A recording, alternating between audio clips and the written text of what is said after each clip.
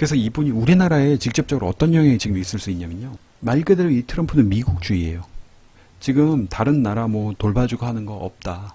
미국 이기주의라고 보시면 됩니다. 쉽게 표현하면요.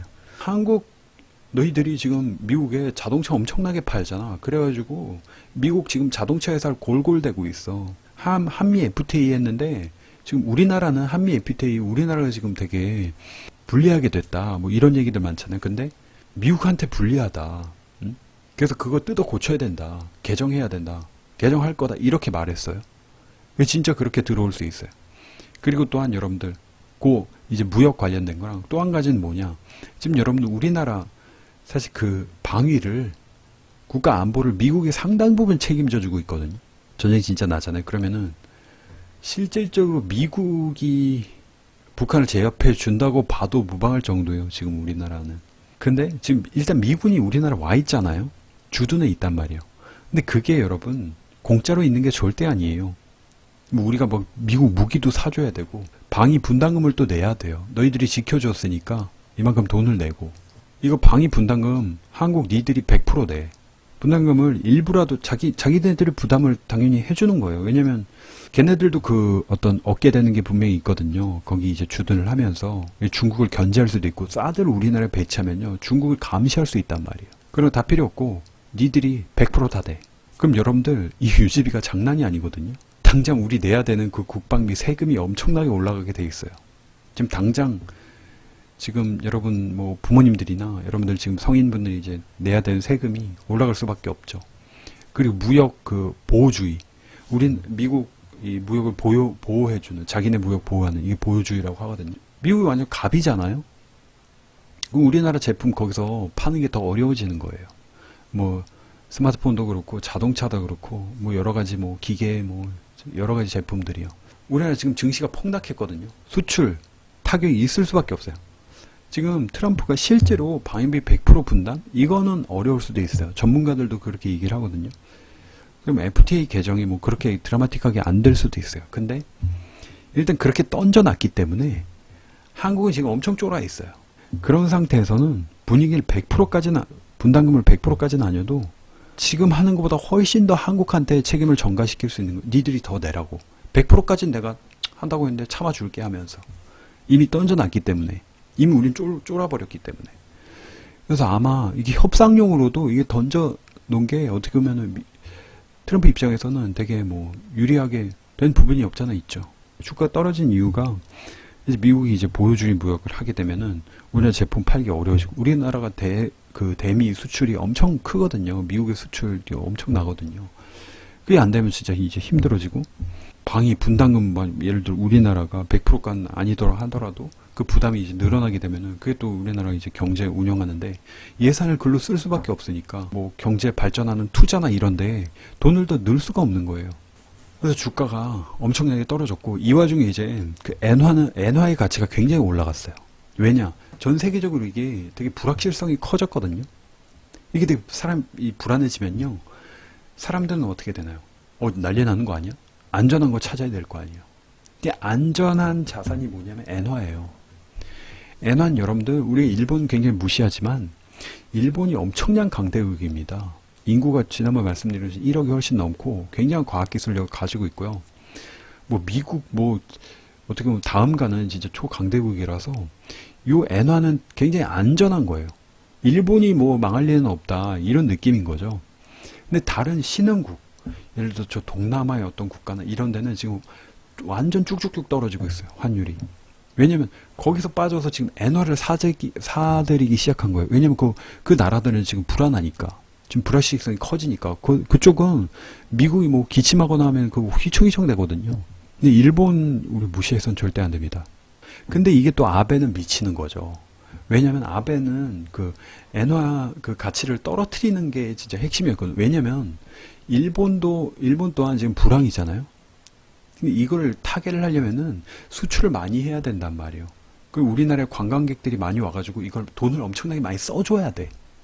그래야지만 아베노믹스 좋아요. 여러분 아베노믹스라고 하죠. 아베노믹스의 그 핵심 뭐냐? 금리를 조정해가지고 결국 이제 조정하는 거는 이제 금리거든요.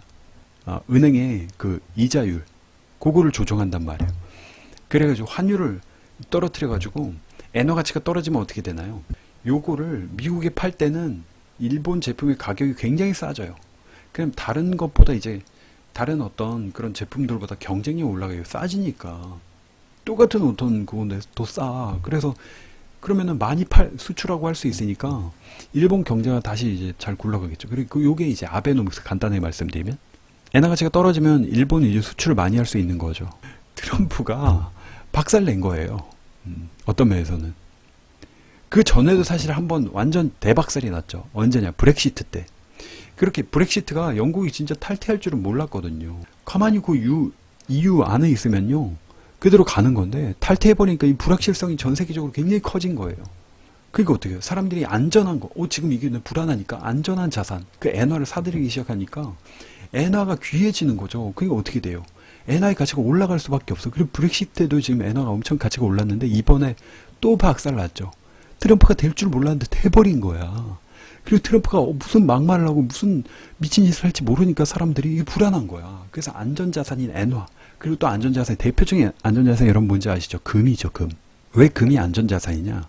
여러분, 이 지구상에 금은요, 한정된 자원이에요. 전 세계에 있는 금의 양을 다 합쳐봤자 그렇게 많지가 않아요.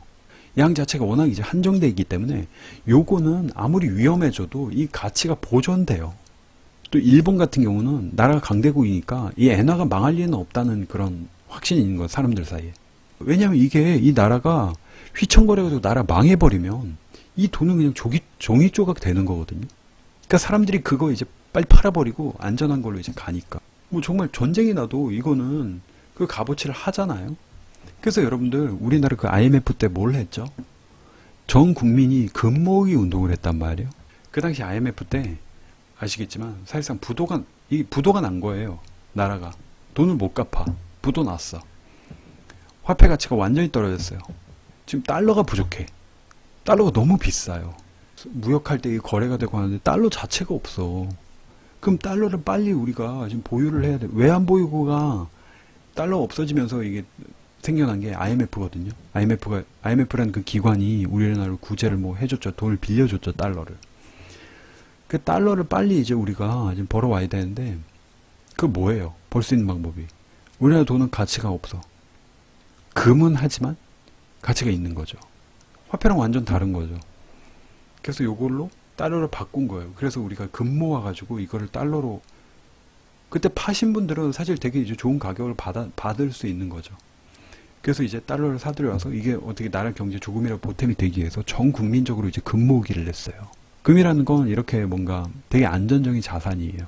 우리나라 주가가 확 떨어지니까 폭락을 하니까요. 한국 경제가 그만큼 미래가 어두워 보인다는 거죠. 그 연기금이라고 지금 생각이 되는데 거기서 주식시장에 와가지고 이걸 샀어요. 그러면은 주가가 다시 올라가겠죠. 이만큼 이제 사가니까. 우리나라에 그래 좋은 상황은 아니에요. 그리고 트럼프에 대해서 지금 뉴스에도 계속 나오지만 우리나라에 트럼프에 대해서 연결고리가 있거나 트럼프를 제대로 아는 사람이 없어요. 원래 정치를 했던 사람도 아니었고.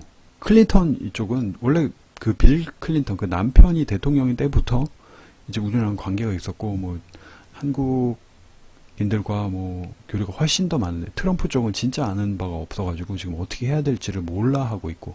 근데 더 큰 문제는 뭔지 아시죠, 여러분? 당장 트럼프 대통령이 봤을 때 박근혜 대통령 보고 뭐라고 생각했겠어요? 대통령이라고 인정을 안 하죠. 지금 국민들도 지금 대통령이라고 인정을 안 하고 있는 판국에 100명 중에 고작 5명이 지금 지지율이 5%? 대통령으로 거의 지지해주고 있는 이런 판국에 그것도 외국의 대통령, 이것도 지금 한국 니들이 다 덤태기 써. 미국이 완전 사실상 그 이기주의적인 그 어떤 국가 정책을 펼치는 이런 대통령이 박근혜 대통령과 협상을 한다면 일단 협상력에서 너무 뒤지고요. 이 트럼프라는 이 사람은 그 사업을 하면서 정말 달고 다른 사람이란 말이에요. 지금 이 상황에서 미국이랑 새로운 관계를 가지고 가야 된단 말이에요. 조만간 이제 미국 대통령이 바뀌면요. 정상회담을 이제 하게 돼요. 새로 됐으니까 이제 앞으로 우리 어떻게 잘해보자. 정상회담 하는데 트럼프 대통령이랑 박근혜 대통령이랑 예를 들어 만났어요. 여러분 트럼프 이분은요. 완벽한 사업가예요. 우리가 지금 무시하는 경우, 막말한다고 무시하는 경향이 있는데, 절대로 그런 인물이 아니라고 저는 생각합니다. 이거 보통 넘는 사람입니다. 왜냐? 이 어떤 하나의 일개의 사업을 해가지고 그만큼 벌리고 정말 초갑부가 됐다는 거는 그 사업 수완이나 협상 능력이나 의사결정하는 거나 이게 보통이 넘는다는 거예요. 본인이 예를 들어 좀 능력이 없어 그럼 아니면 주변에 내가 사람을 진짜 잘 쓴다거나 절대 무시할 수 있는 사람이 아니에요. 그러지 않고서야 저렇게 트럼프 뭐 정말 월드라고 하는 우리나라에도 그 트럼프 주상복합 그런 건물이 전국에 7개가 있거든요. 엄청 큰 여의도에도 있죠. 그게 실제로 트럼프 그 회사랑 관계돼가지고 이름을 그렇게 박은 거예요. 한국이랑 협상을 하겠죠. 한미 FTA를 좀 어떻게 지금 너희들 너무 이거 좀 미국에 너무 불리하다 하면서 이제 재협상 해야 된다라고 이제 뭐 들고 들어오거나 방위 분담금 니들 좀 더 내야 된다. 그 협상을 지금 박근혜 대통령이 제대로 할 수 있을까요? 큐! 신나죠? 재밌어요. 아주 재밌기 때문에 아재게 이거. 그럴 리가 없는 것 같은데? 할 수 있다! 소중하다!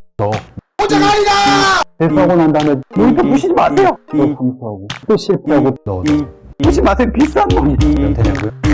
사랑합니다. 안녕. 수고 많았어요.